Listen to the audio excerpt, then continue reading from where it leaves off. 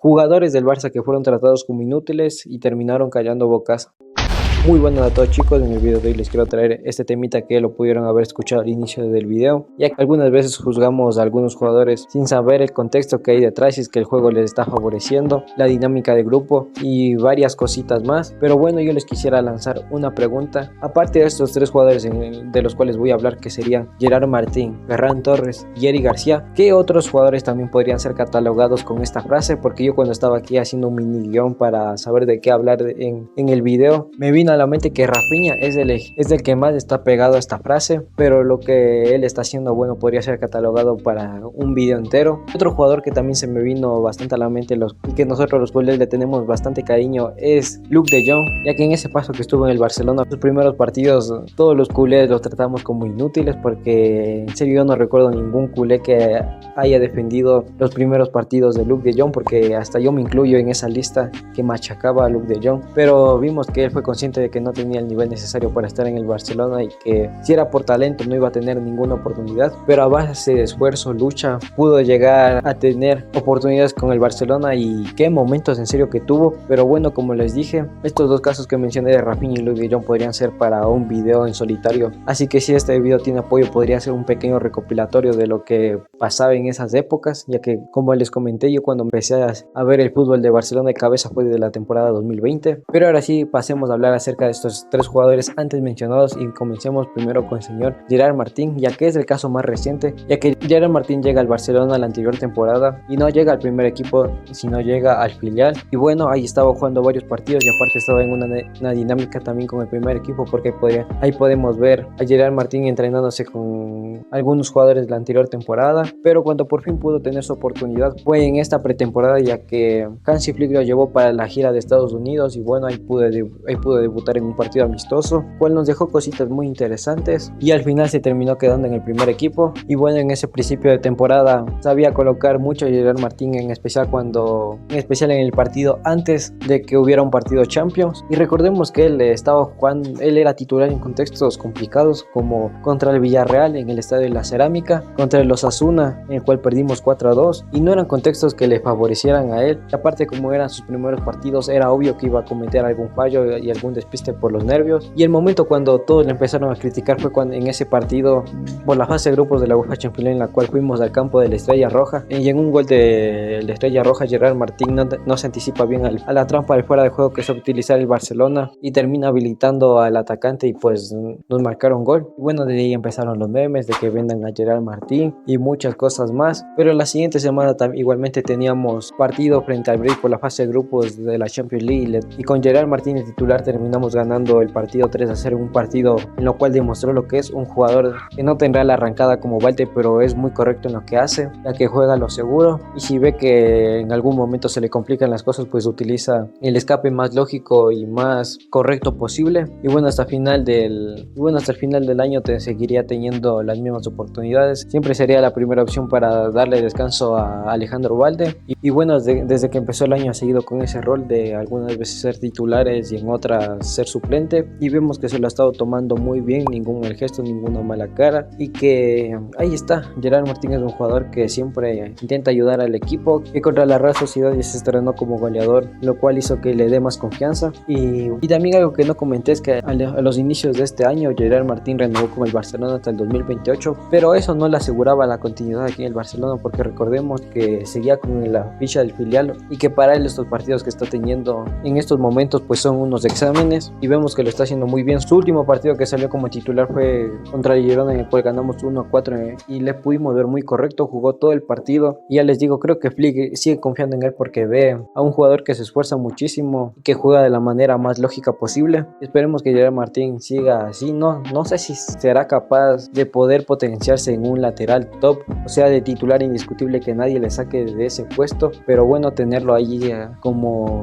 para completar la plantilla y darle descanso Alejandro Baldi, que nunca muestra ni una mala cara, ningún mal gesto, pues es un lujazo. El segundo jugador que vamos a tocar va a ser Eric García, ya que recordemos que él llega en la temporada 21-22 procedente del Manchester City, y el Barcelona consigue a Eric García como agente libre. Y como ya saben que ahí hay un sector de barcelonistas y madridistas que son bien exagerados, ya lo empezaron a llamar ahí Nuevo Beckenbauer, que este va a ser el mejor central del mundo y tantas tonterías más. Y yo en ese momento no sabría dar un diagnóstico de Eric García, ya que yo no lo tenía visto. Lo que había escuchado era que por lo que había sufrido una lesión y también por lo que no quería renovar el contrato, pues tuvo que ser relegado al banquillo. Pero como ya les comenté, la primera temporada de Eric García fue normalita a su línea, un jugador que no costó nada y que vino a complementar la plantilla. En los primeros partidos del Barcelona, como tampoco no éramos un conjunto, se le podía ver las carencias del 1 versus 1 muy ferozmente, ya que eso es algo que Eric García siempre le ha costado, el defender contra el 1 versus 1, porque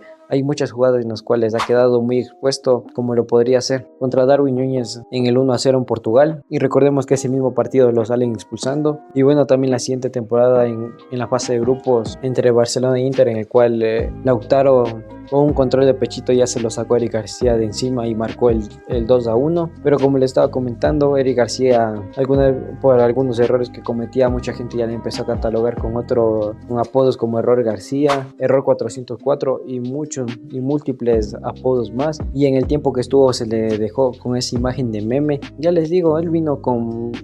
para complementar la plantilla y ahí estaba para ver si podía terminar afianzándose en el 11 titular, y tuvo sus momentos importantes, porque recordemos que con Eric García como titular le metimos 4 goles al Real Madrid en el Bernabéu. Pero Eric, en busca de más oportunidades, la anterior temporada saldría cedido al Girona, en la cual veríamos a un Eric García mucho más tranquilo y mucho más relajado, ya que el Girona no le tenían con la lupa encima y podía jugar ahí a lo suyo, y si cometía un error no se le exageraba. Y bueno, ahí lo pudimos ver, hizo una gran temporada con el Girona, que al final terminó clasificando en Champions. Y cuando terminó esa temporada ya vino al Barcelona. Bueno, no, creo que fue directamente a jugar los Juegos Olímpicos y recién se reincorporó al Barcelona en el Gamper. Así que bueno, en ese tiempo se estaba hablando acerca de una posible salida de Eric García, y yo sinceramente pensé que Eric García sí iba a terminar saliendo del club. A mí siempre me ha dado la sensación de que Cubarsí es la versión mejorada de Eric García, ya que a Eric se le caracterizaba por tener esa muy buena salida de balón, pero al rato de defender no ser tan fuerte. En cambio, Cubarsí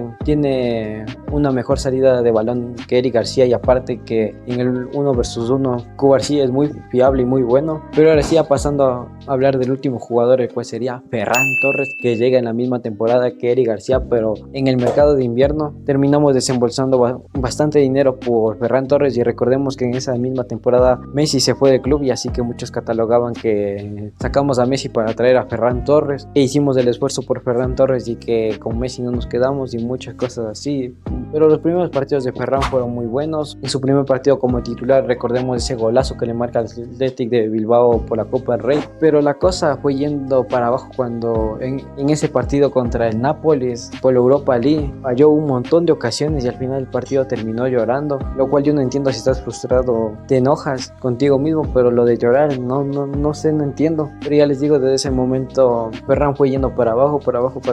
y aparte con la recuperación de Dembélé y que Gavi jugara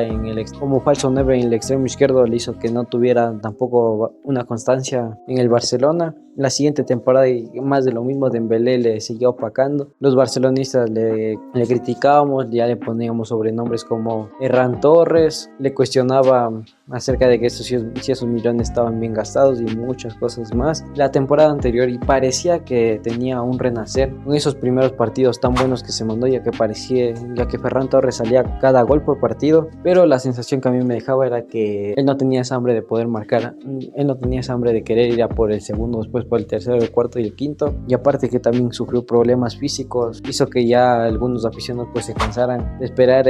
a que Ferran rinda. Y esta temporada, los primeros partidos fue más de lo mismo, ya que recordemos que él empezó en liga como titular, ya que en el extremo izquierdo no teníamos a nadie. Y bueno, viendo sus partidos, sinceramente yo pensé que ya lo perdimos, porque parecía un jugador totalmente abatido, que no tenía ganas de jugar. Y bueno, Hansi Flick lo terminó señalando bastantísimo cuando en la primera parte entre el Rayo Vallecano y Barcelona, lo cambió para meter en la segunda a Dani Olmo y pudimos ver un cambio totalmente brutal. Pero yo creo que el punto de inflexión de Ferran vino cuando marcó esos 2 goles al Borussia Dortmund, lo cual hizo que le dé un poquito más de confianza. En este año ya lo podemos ver, tiene el doble de goles que Vinicius, que es un jugador que no sé si en un futuro pueda terminar siendo el 9 titular del Barcelona, pero en estos momentos como revulsivo está siendo muy bueno, ha marcado goles muy importantes y se podría decir que está pasando por el mejor momento aquí en Barcelona. Y bueno muchachos, hasta aquí nomás quiero dejar el video. Creo que este video quedó excesivamente largo, pero ya voy a hacer que quede lo más cortito posible. Coméntame aquí en la caja de comentarios qué otros jugadores más se te vienen a la cabeza con esta frase, con esta etiqueta. Te estaré leyendo y conmigo será para la próxima. Bye.